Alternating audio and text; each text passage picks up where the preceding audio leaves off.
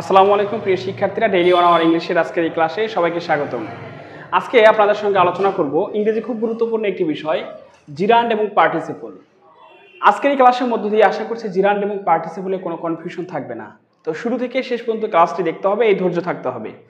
ওকে, জিরান্ড এইটা সাধারণত অর্থ দেয় বা পার্টস অফ স্পিচের মতো ব্যবহার হয় বাক্যে, আর পার্টিসিপল এইটা সাধারণত অ্যাডজেক্টিভের মতো ব্যবহার হয় সেন্টেন্সের মাঝে। এখন বিষয় হচ্ছে জিরান দ্বারা কি বোঝায়। জিরান দ্বারা বোঝাবে এইটা ভার্বের সাথে আইএনজি স্থির বোঝায় এবং কন্টিনিউয়াস টেন্স হয় না। আর কন্টিনিউয়াস টেন্স হইলেও আমরা যদি করি অর্থ দেয় না। আর নাউনের পজিশনে বসে, এটা হচ্ছে জিরান। জিরান্ডের কয়েকটা বৈশিষ্ট্য আছে, চারটা বৈশিষ্ট্য অত্যন্ত গুরুত্বপূর্ণ। এবং পার্টিসিপল হচ্ছে ভার্বের সাথে আইএনজি অথবা ইডি, গতিশীল বোঝায়, কন্টিনিউয়াস টেন্স তৈরি হয় এবং অ্যাডজেক্টিভের পজিশনে বসে। ওকে, এখন আমরা উদাহরণ দেখি দুইটার, তাহলে আমাদের কাছে বিষয়টি ক্লিয়ার হবে। He has lost his walking stick. এখানে খেয়াল করেন যে হিজ এবং স্টিক এটাকে আমরা নাউন হিসেবে নিয়েছি, সাবজেক্ট ইজ ওয়াকিং, এই যে এটাকে আমরা কন্টিনিউয়াস টেন্সে কনভার্ট করতেছি যে স্টিক ইজ ওয়াকিং। আচ্ছা, লাঠি কি হাঁটে? লাঠি কি হাঁটতেছে? এটা কিন্তু কখনোই হয় না, যার ফলে এইখানে এইটা জিরান্ড। এটা কি বোঝাচ্ছে?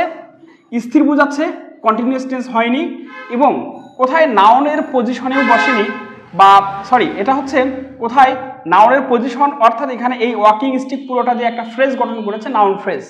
এটা দ্বারা একটা স্টিককে বোঝাচ্ছে, একটা বস্তু। আবার ভার্বের সাথে আইএনজি। মেইন কথা, যে কোনো তিনটা যদি মিলে যায়, এই বৈশিষ্ট্যের মধ্যে যে কোনো তিনটা বৈশিষ্ট্য যদি মিলে যায় তাহলে সেটাই হবে কি জিরান্ড। এখন আমরা পার্টিসিপলটা খেয়াল করি, এটা ভার্বের সাথে আইএনজি বা ইডি, এটা আমরা তো বললামই। এখন উদাহরণ দেখি, the running car is on the road. এখানে খেয়াল করেন যে এই যে দা এবং কার, এটাকে আমরা সাবজেক্ট হিসেবে নিয়েছি। এই রানিং এই শব্দটার সাথে যেহেতু আইএনজি আছে, শুধু কন্টিনিউয়াস টেন্স বানিয়েছি। দ্য কার ইজ রানিং, এক কথায় শেষ, এটা কন্টিনিউয়াস টেন্স হয়েছে এবং অর্থ দিচ্ছে, যার মানে এটা কি হবে, এখানে রানিং এই শব্দটা হবে এখানে পার্টিসিপল। এখন বৈশিষ্ট্য দেখি, প্রথম কথা ভার্বের সাথে আইএনজি, ঠিক আছে। গতিশীল বোঝাচ্ছে, রানিং মানে কি চলমান আছে। তারপরে কি কন্টিনিউয়াস টেন্স হয়েছে, অর্থ দিয়েছে এবং অ্যাডজেক্টিভের পজিশনে বসে আছে নাউনের পূর্বে।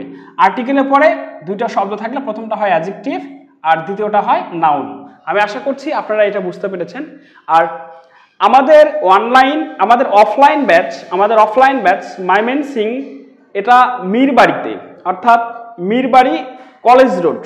যারা আমাদের অফলাইন ব্যাচে পড়তে ইচ্ছুক তারা অবশ্যই আমার সঙ্গে ডিসক্রিপশনে নাম্বার থেকে যোগাযোগ করতে পারেন।